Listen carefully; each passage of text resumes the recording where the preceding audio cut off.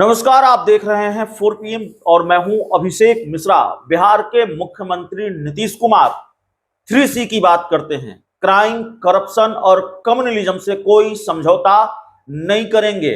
नीतीश कुमार सुशासन की बात करते हैं। नीतीश कुमार कहते हैं अपराध, भ्रष्टाचार और सांप्रदायिकता से कोई समझौता नहीं होगा।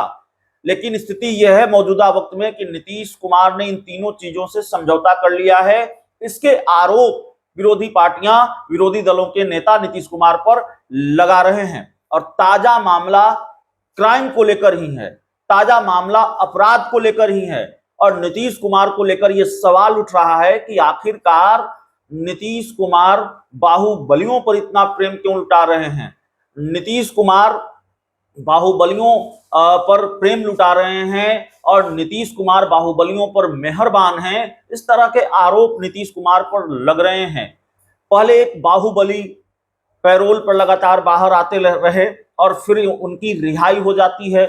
फिर एक बाहुबली की रिहाई हुई है और उसको लेकर बिहार की सियासत में काफी शोर शराबा है। तो क्या वाकई नीतीश कुमार बाहुबलियों पर मेहरबान हैं और क्या वाकई बाहुबलियों की सहारे अब नीतीश कुमार की गाड़ी आगे बढ़ेगी, जेडीयू की नैया विधानसभा चुनाव में या उससे पहले विधानसभा उपचुनाव में पार लेगी? ये सवाल है।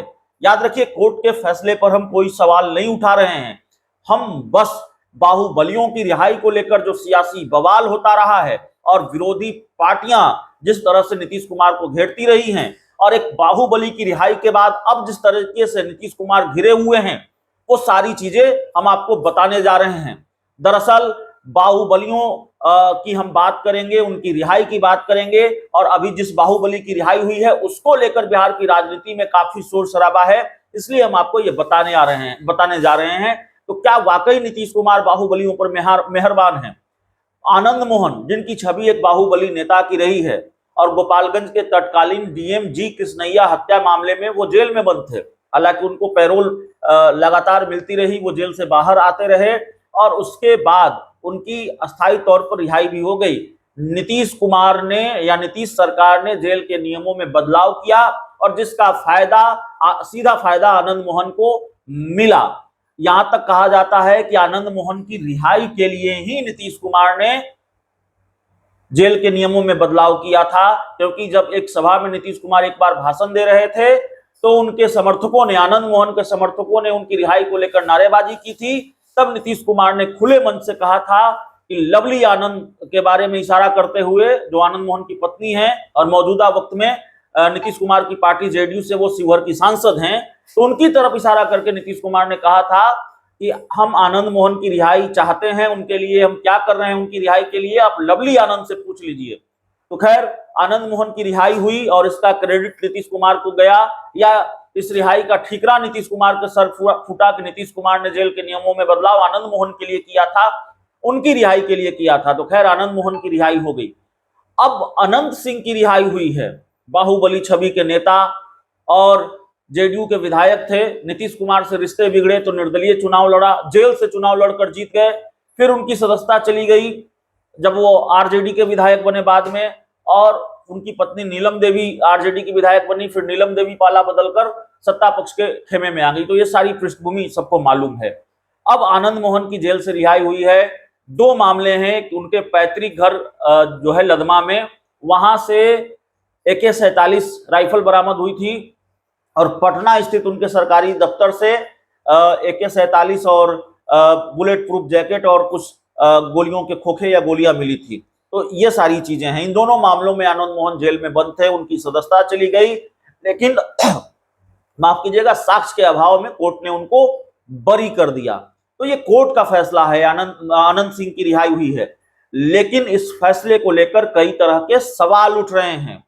सवाल इससे पहले उनकी पैरोल को लेकर भी उठ रहा है कि जब अनंत सिंह को पैरोल मिली थी तो क्या यह महज संयोग था कि लोकसभा चुनाव के दौरान अनंत सिंह को पैरोल मिली, या फिर ललन सिंह की मदद हो पाए लोकसभा के चुनाव में, अनंत सिंह ललन सिंह की राह आसान कर पाए, इसलिए अनंत सिंह को जेल से बाहर लाया गया है। ये तमाम चर्चाएं बिहार में रही हैं और अनंत सिंह की अब अगर रिहाई हुई है तो क्या ललन सिंह की तरफ से उनको इनाम मिला है चुनाव में मदद करने का? ये सारे सवाल उठ रहे हैं।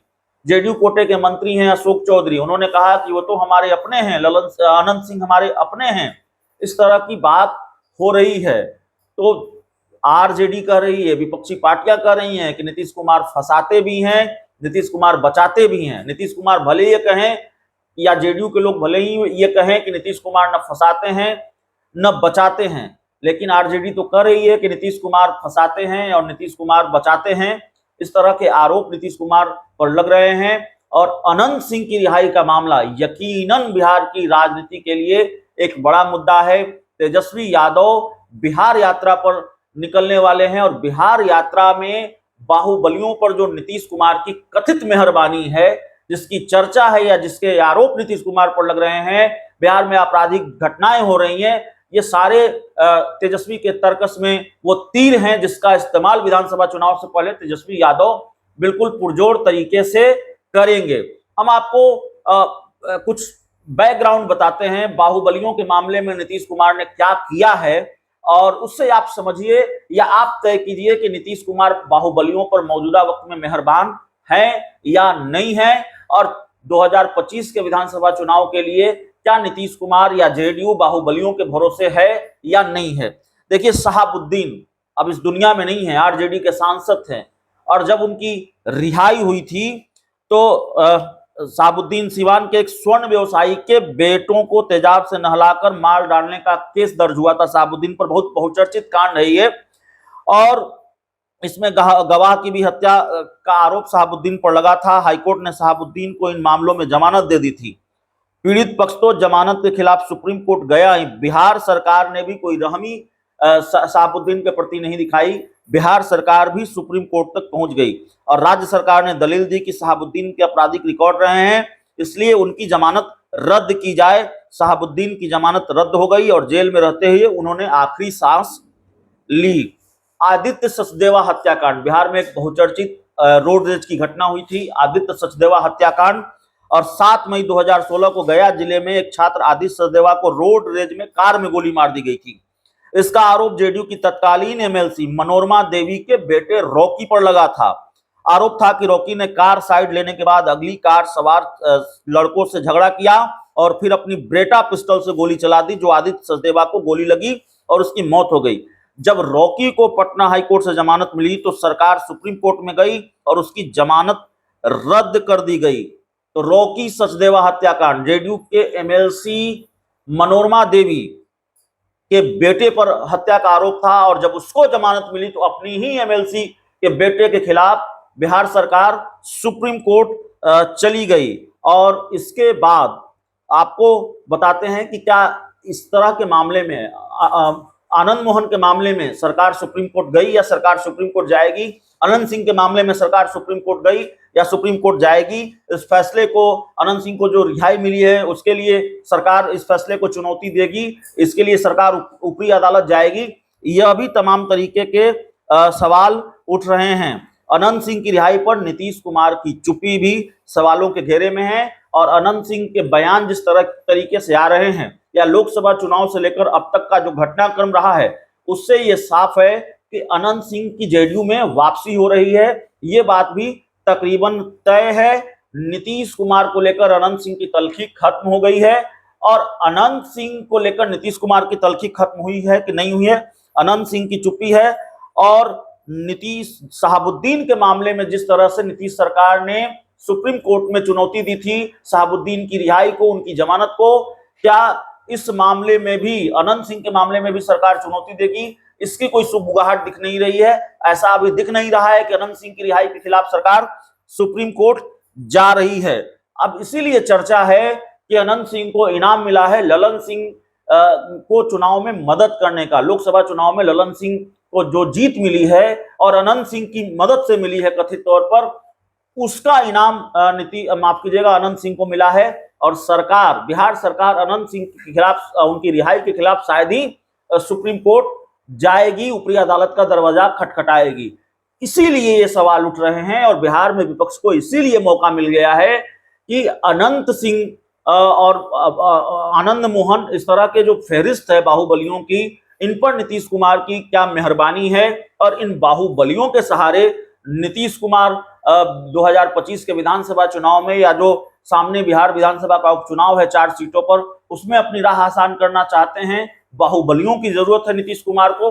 ये तमाम तरीके के सवाल बिहार में नीतीश कुमार पर उठ रहे हैं, उस मुख्यमंत्री नीतीश कुमार पर उठ रहे हैं जो सुशासन का दम्भ बढ़ते रहे हैं, सुशासन का दावा करते रहे हैं, न्याय के साथ विकास उनका नारा रहा है। और जो वो कहते हैं कि न वो किसी को फंसाते हैं न किसी को बचाते हैं, क्राइम, करप्शन और कम्युनलिज्म पर कोई समझौता नहीं करते हैं।